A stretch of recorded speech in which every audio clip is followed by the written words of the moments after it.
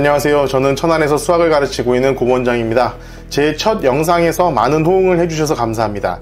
조금 어그로를 끌어보려고 자극적인 내용을 넣었는데요. 사실이 아닌 것은 없었습니다. 댓글 몇 개와 제게 따로 연락을 주신 원장님, 강사님들이 좀 계셨고 제가 스레드를 하고 있는데요. 꾸준히 원장 1인 학원에 대한 이야기를 올리고 있고 많은 분께서 공감을 해주시고 계신 것 같아서 원장 1인 학원에 대한 이야기를 먼저 해볼까 합니다. 지금 영상은 제가 수업을 진행하고 있는 모습입니다. 말씀드렸었던 것처럼 원장 1인 학원을 운영을 하고 있고요. 학생들을 개별 지도를 하고 있어요. 말씀드린 원장 1인 학원이란 따로 강사 없이 원장이 강의를 하고 더해서 행정직원이나 조교 등 고용인원이 1명에서 2명 정도인 공부방이나 교습소, 소규모 학원을 의미한다는 것을 전제하겠습니다. 자, 이번 영상은 왜 1인 학원의 시대가 올 것인가에 대한 제 개인적인 생각을 정리해 보고자 합니다.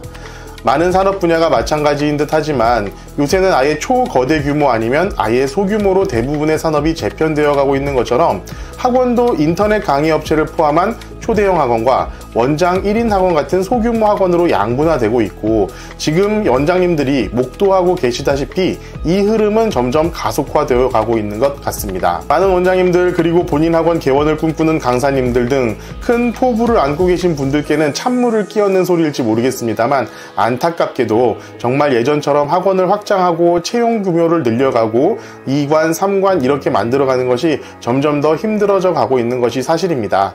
저도 공부방에서 학원으로 확장하자마자 1년 내로 빠르게 2관을 개원했고 강사 4명, 직원 5명, 최대 인원시 160명까지 학생이 확장이 되었지만 그 과정에서 많은 우여곡절을 겪었고 또 많은 고민 끝에 지금의 원장 1인 학원으로 조교만 2명을 쓰고 일하는 체계를 만들게 되었습니다. 그런데 지난 시간에 말씀드렸었던 것처럼 수익적인 측면에서는 오히려 그때보다 지금이 나아요. 지금 여기 보면 2023년도 있잖아요. 여기가 강사들 많이 쓸 때였어요, 사실. 물론 이 와중에도 대단한 성장을 하고 계신 분들이 계십니다. 자, 여러분들의 꿈을 진심으로 응원합니다. 그런데 그 이면에는 그보다 더 많은 수의 중대형 학원들이 사라지고 있는 것이 현실이고요. 주변을 보시면 반짝 몇 년 핫하다가 사라져버린 학원들이 많다는 것을 많이 보고 계실 거예요. 자, 대규모로 롱런하는 곳이 드물다는 것은 경험이 많으신 원장님들께서 공감하시리라고 생각을 합니다. 그래서 제 두 번째 영상은 왜 제가 그렇게 생각하는지에 대한 외부적인 요인의 변화에 대한 이야기입니다. 여기서 외부적인 요인이라 함은 학원 외부의 문제점, 그러니까 학원이 노력한다고 해가지고 딱히 바뀌지는 않을 문제점에 대한 이야기들이라고 보시면 될 것 같습니다. 자, 이 부분은 자료를 보면서 말씀을 드리는 게 편할 것 같아서 자리를 옮겨 이야기를 이어갈 수 있도록 하겠습니다. 네, 자리를 옮겨봤습니다. 수학쌤 고원장의 1인 학원 대세론 첫 번째 이야기, 외부적인 요인에 대해서 제 생각을 한번 말씀드려볼 수 있도록 하겠습니다. 자, 첫 번째, 누구나 알고 있는 학생의 감소입니다. 자, 인구 도표를 한번 보고 말씀을 드릴게요. 지금 초중고생 인구는 1차 감소기를 지나서 40만 명대를 유지하고 있는 상황입니다. 2016년도까지는 40만 명대를 유지했어요. 근데 여기서부터 꺾입니다. 2017년도 35만 명을 시작으로 급격한 감소가 시작돼서 2024년도 출생하는 23만 명까지 줄어듭니다. 2017년생이 올해 현재 초등학교 2학년생이에요. 저는 솔직히 1차 감소기를 살짝 비껴난 느낌이 있습니다만 제가 강사 생활을 한참 할 때 원장님들이 애들 너무 많이 줄었다고 하시는 말씀 많이 들었어요. 지금 생각해보면 아마 그때가 1차 감소기였던 것 같습니다. 지금 초등 저학년부터 시작하는 학원 원장님들은 점점 인구 감소를 느끼시게 될 겁니다. 자, 이 내용에 대해서도 세부적으로 들어가면 진짜 드릴 말씀이 많아요. 초중등 학원의 문제점 그리고 차량 운행 등의 부수적인 비용들이 많은데 오늘 영상은 간단하게 가기로 했으니까 나중에 기회가 되면 이 부분에 대해서도 세부적으로 말씀드릴 기회가 있을 것 같습니다. 자, 이런 인구의 감소는 아마도 가장 핵심적이면서 이미 결정된 바꿀 수 없는 이미 정해진 가장 중요한 첫 번째 이유라고 생각합니다. 두 번째 이유는 물가 상승입니다. 학원의 주요 고정비는 임대료, 관리비, 인건비라고 생각을 합니다. 솔직히 이것 말고도 다 오르긴 했어요. 종이값까지 올랐어요. 그래도 가장 큰 비용인 이 세 가지가 요 몇 년 사이에 굉장히 많이 올랐습니다. 그런데 사실 임대료, 관리비는 어쩔 수 없는 부분이 있어요. 그냥 오르면 오르는 대로 낼 수밖에 없는 그런 비용이죠. 결국 줄일 수 있는 건 인건비뿐이라고 저는 생각을 합니다. 강사 월급을 최저시급 줄 수도 없잖아요. 비율제, 월급제 이런 얘기들도 사실 하자면 복잡하기는 한데 여튼 이런 인건비 문제로 인해서 강사나 직원을 막 채용하기가 쉽지 않은 상황임은 분명합니다. 특히나 이런 고정비들은요, 한번 늘면은 정말 줄이기가 어렵다는 문제도 있어요.